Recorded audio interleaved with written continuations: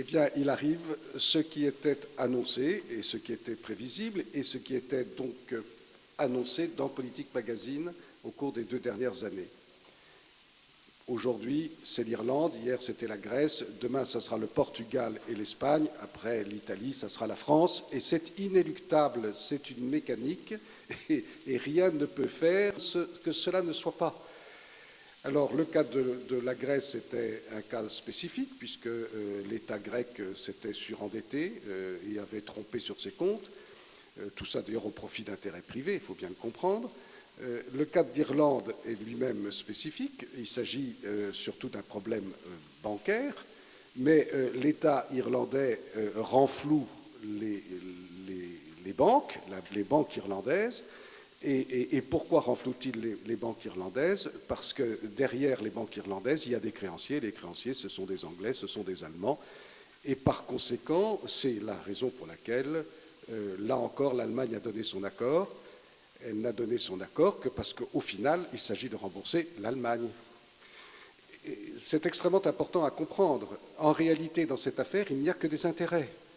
Et tous ceux qui imaginent des solutions autres, ce qui est le cas par exemple de M. Attali, qui voit maintenant la crise telle qu'elle est, eh bien, les autres, ces gens-là imaginent d'autres solutions qui consisteraient à créer véritablement une intégration européenne forte, non seulement monétaire, mais cette fois-ci budgétaire, économique, et que l'Europe, qui paraît-il n'a pas de dette, bien sûr, alors qu'elle est composée d'États qui sont eux couverts de dettes, c'est absurde, pourrait émettre des obligations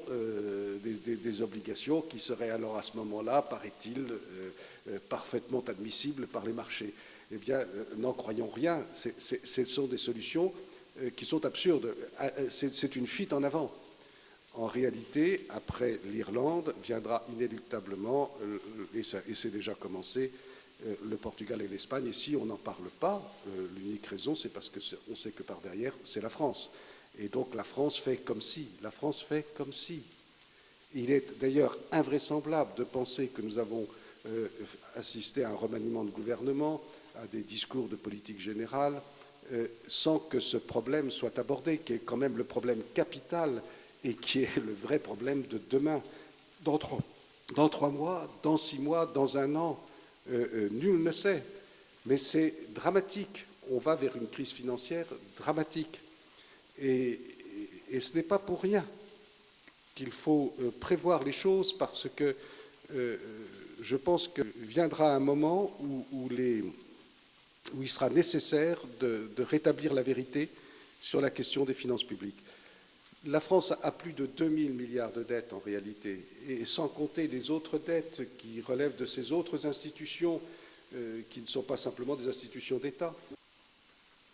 La France va donc vers une crise financière et par conséquent économique, sociale et aussi politique majeure.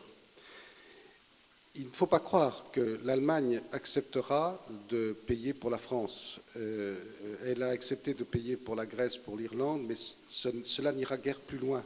Et par conséquent, c'est l'euro qui est remis en cause. L'Allemagne voudra sauver sa monnaie. L'euro est en quelque sorte sa monnaie. Et l'Allemagne fera tout pour sauver sa stabilité monétaire. Elle a fait des réformes en temps opportun. Certes, elle va mal sur certains plans, et en particulier celui de la démographie, mais l'Allemagne a su tirer son épingle du jeu. Il n'en est pas de même de la France. Et parler du couple franco-allemand à l'heure actuelle et s'imaginer que ce couple va résoudre le problème financier européen est une erreur. C'est une erreur d'analyse, c'est une erreur de jugement. Au final, l'Allemagne va imposer sa loi. Elle l'impose déjà. Et plus ça ira, plus elle l'imposera. Et c'est compréhensible. Et donc, il ne faut pas se faire d'illusions. Il y aura peut-être et vraisemblablement un retour aux monnaies nationales. Pour l'Allemagne, cela sera probablement avec des difficultés, mais peut-être pas considérables, car je suis persuadé que les grands argentiers allemands ont déjà pensé à la chose. Mais la France n'y pense même pas.